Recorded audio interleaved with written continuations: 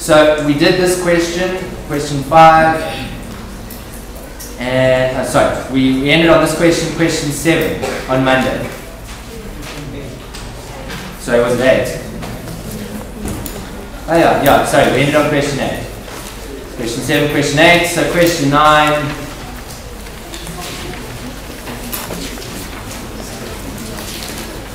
Again, we're just doing test 2 as a revision of basically everything that's come before we start international trade. Because international trade, you need to understand everything that comes before it in order to get that international trade section correct. And it's very tricky. Okay. So let's do just 2 minutes on question 9. If you want to move on to question 10, you can take this opportunity to talk to people next to you if you don't understand something, and raise your hand and ask any questions or anything that you're not happy with. Do you want the lights on or off?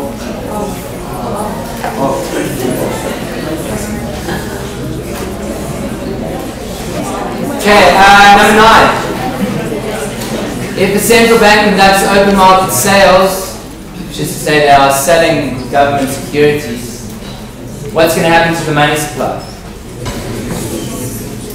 It's going to decrease? You happy with that? Selling securities, people must be paying for those securities with money, which means that money is exiting the system. Banks are now holding government securities instead of cash. The balance sheet means they can loan this. Aggregate demand, what's aggregate demand going to do if the money supply is contracting? Aggregate demand is going to shift to the left. And what's it going to do to equilibrium GDP? It's going to decrease it. So let's go through these things. Let's look at the options A, B, C, D, and E. Okay, option A is only one correct. Let's look at number 1. Conventionally, expansionary monetary policy is used to target high inflation. Well, there's 2 parts to that statement, but that first part, is that correct? No. Okay, let's look at option B.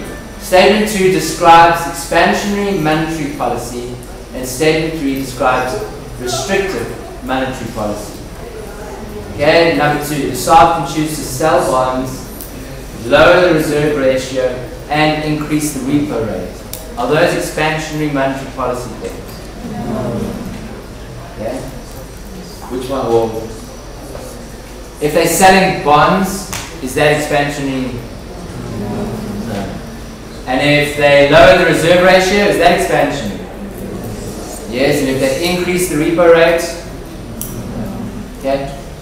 So option 3 then, is that restrictive? Option 3, if they buy bonds. Sorry?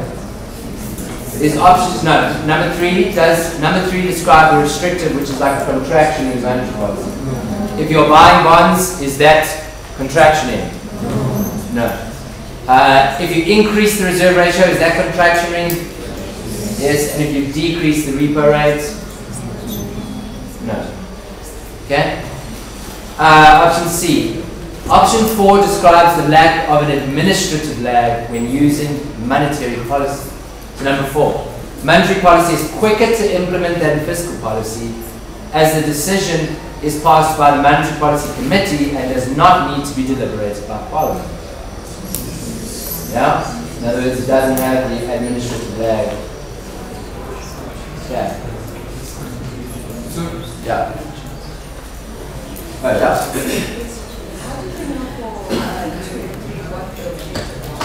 What do you mean?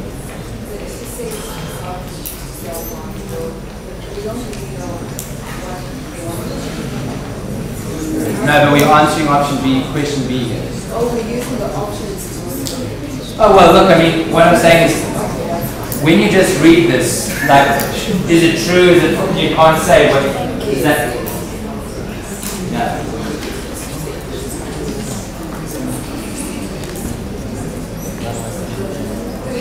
Yeah.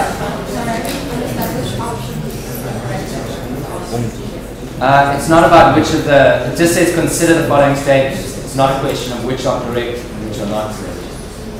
Number 2 and number 3 are not correct and they're not incorrect. They're not anything to be judged by. They're just statements of fact. I mean, in a sense, they are both true because the Reserve Bank can choose to do these things. But it's not asking are they correct or not.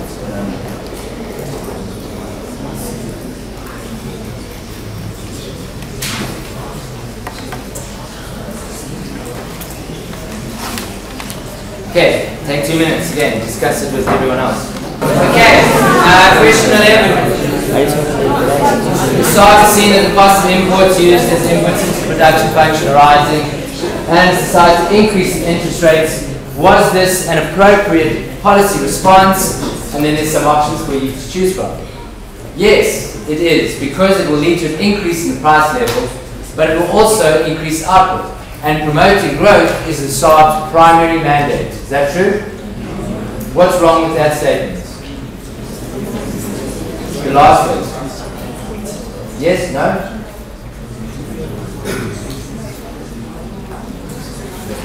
The beginning bit as well. Right, okay. So prices will decrease and output will decrease because what they're using is contraction. Okay, option B. Yes. It will lead to a decrease in the price level and it will also increase output. Both of these are good. Okay, well, the second part is the problem, right? You happy with that? Yes. Option C. No, it's not a good idea. It will lead to an increase in the price level, even though it will also increase output, and controlling inflation is the SARB's primary mandate. So, again, we've got a problem with the beginning. Is that right? Will not increase the price level. Option D, no, it will lead to an increase in the price level. Same problem. Okay. E, it is not clear if this is appropriate. It will lead to a decrease in the price level, but also a decrease in outputs. And controlling inflation is the SARB's primary mandate. But it also needs to consider the effects on economic growth. All of those are true. Yes? Can you please just elaborate on why prices decrease? Okay, so when the Reserve Bank increases the interest rate, that's the same as decreasing the money supply. Right? So when it says increase interest rate, I mean what they would do is increase the repo rate. Right? In terms of our model, increasing interest rates means increasing the repo rate, which means money supply shifts to the left. Yeah, it should really say increase repo rates, not interest rates. Interest rates is a bit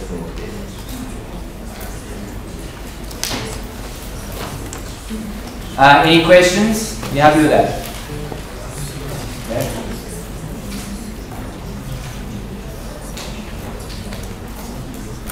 So you got these two economies. They are identical in every way, except for the attitude of the consumers towards interest-sensitive expenditure. In other words, they have different, what you could call investment demand curves. So this is interest-sensitive expenditure.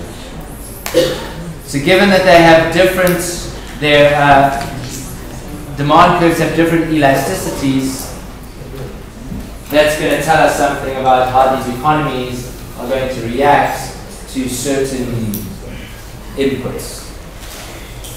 And then there's 4 options, and you need to assess which of those are correct. Go for it. Okay. Option number 1. Is St. Mark's economy closer to the Keynesian extreme situation than St. Martin's?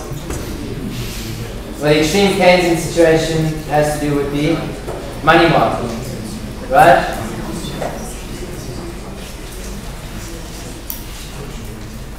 And we are told that these economies are identical.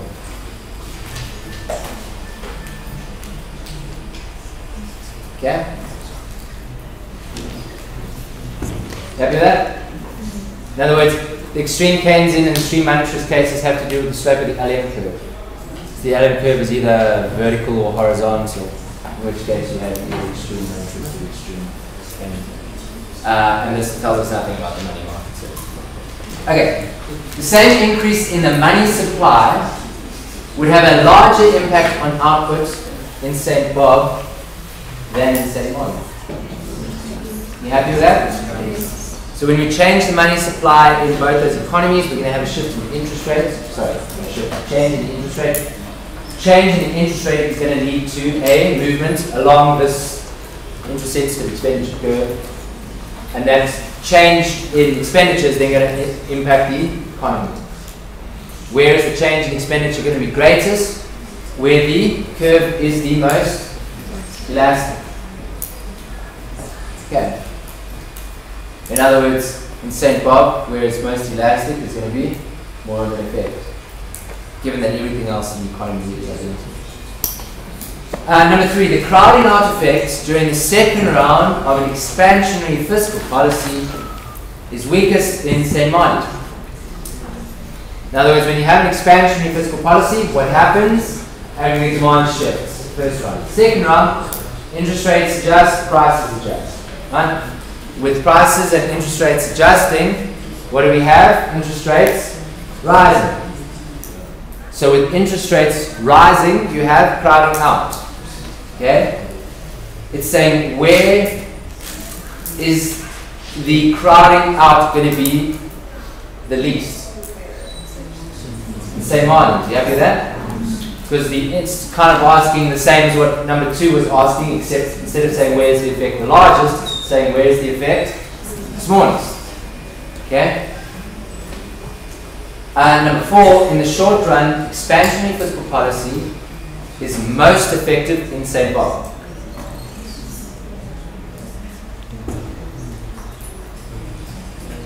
Expansionary fiscal policy is most effective in the place where there's going to be least crowding out. Yeah? Would it be in St. Bob? Sorry, yeah. Yes. No, remember that's all the short term adjustments. Is that not whole thing? Aggregate supply, price change, no shift in aggregate supply. So in the short run, expansionary fiscal policy, where is it most effective? St. Marley. Should I ask you to draw that? Yeah. Okay, so take 5 minutes. I want to know number 4. Why is number 4 correct? What is going on there? Why is it most effective? Well, you tell me, where is it most effective? Just draw some diagrams and tell me. In the short run, if you've got expansionary fiscal policy, where is it going to be most effective? Okay, number 4. Did you mess around with number 4 and come up with an answer? Okay? Rob. Okay, so number 4. Where is it most effective?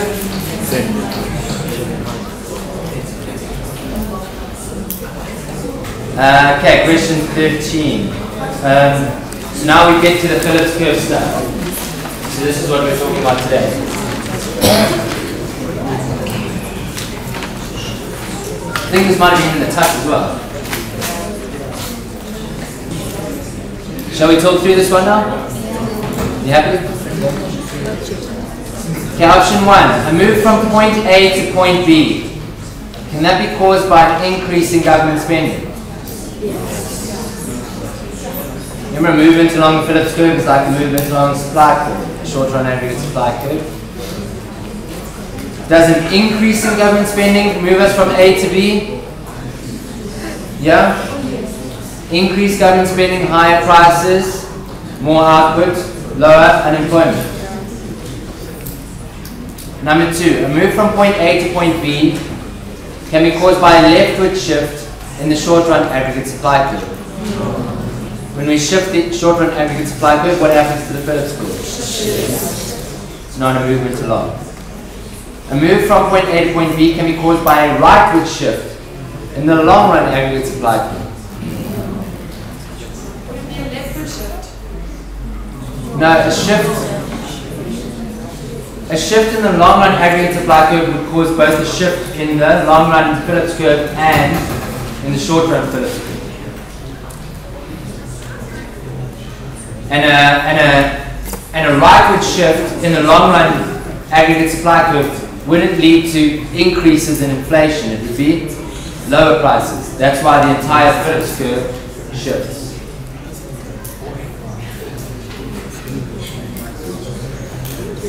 So, good point. And if you want to, number 3, what should I show in that Phillips curve diagram to represent number 3? What would happen?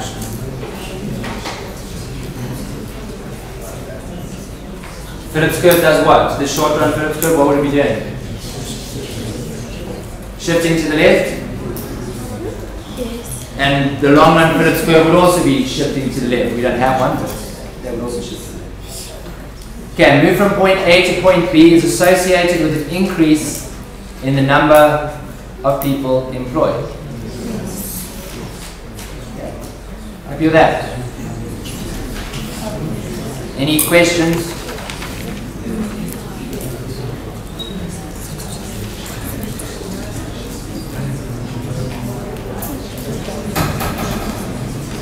So now we can combine some stuff together, have some fun. The South African Reserve Bank increased interest rates, okay, so it should really be the repo rate, increased the repo rate by 50 basis points to 5.5% on January 29th of this year. According to the short run Phillips curve, what will this do?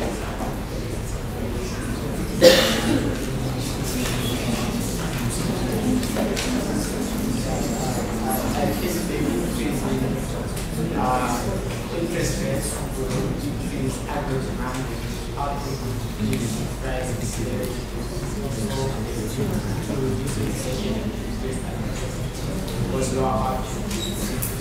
So what, a movement along the Phillips curve? Yes. A movement to the right? Perfect. Okay, happy with that? What's it going to do?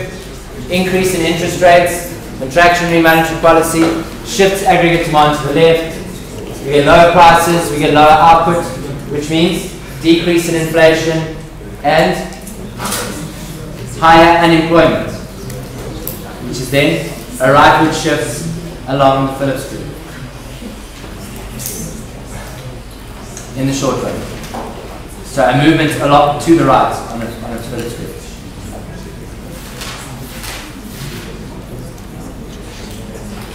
Okay, now you've got some contractionary fiscal policy. What's going to happen?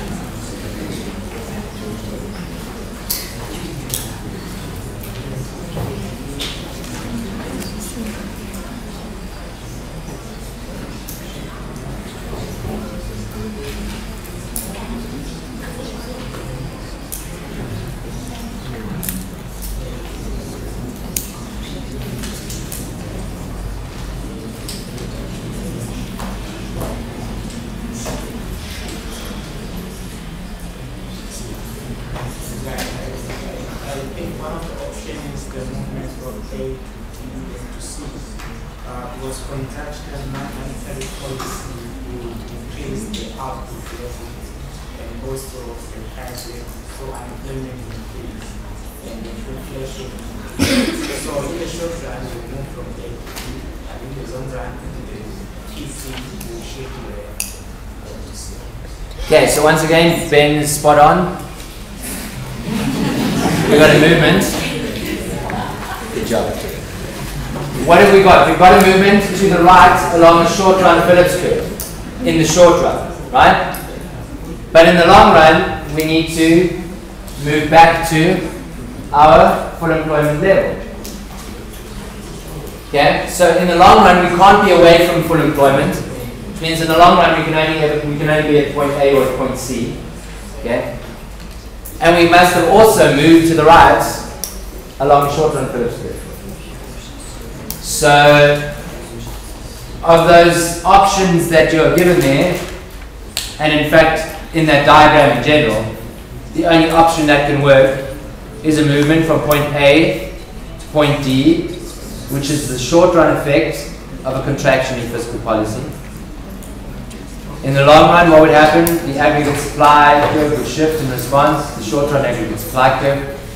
And so our Phillips curve would shift from PCSR1 to PCSR2.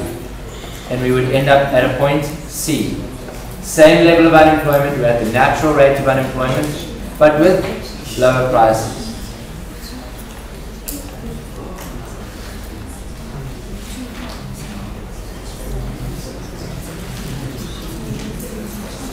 So what then is held constant if we are on a, say short run, on a short run Phillips curve?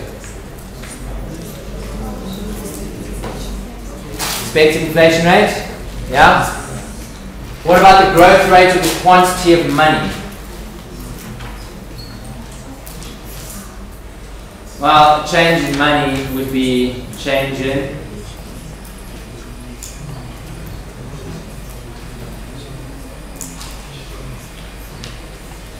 money in prices? Huh? Does it have anything to do with the Phillips curve? The change in the money growth rates? I mean, do we need to keep the growth rate of money constant to stay on a Phillips curve? No. Change the money supply, we can change aggregate demand, we move along and short run Phillips curve. What about the unemployment rate? Is that held constant? No. Phillips curve shows us different levels of unemployment, so it's obviously not kept constant. What about the inflation rate? Well, for the same reason. I mean, we're plotting changes in inflation rates. So inflation rate is certainly not kept constant. The real wage rate, is that kept constant? Remember, what causes a movement along the short run aggregate supply curve? Change in the real wage rate, constant nominal wage. So it's the same thing as moving us along the Phillips curve. Right? Real wage rate is not constant. Why? Because there's a difference between actual inflation and expected inflation. Which means that nominal wage is not adjusting appropriately to inflation. In other words, real wage is fluctuating. So real wage is not constant. And that is it for this part of this test. The rest of it deals with things that we haven't done yet, which we're going to do on Friday.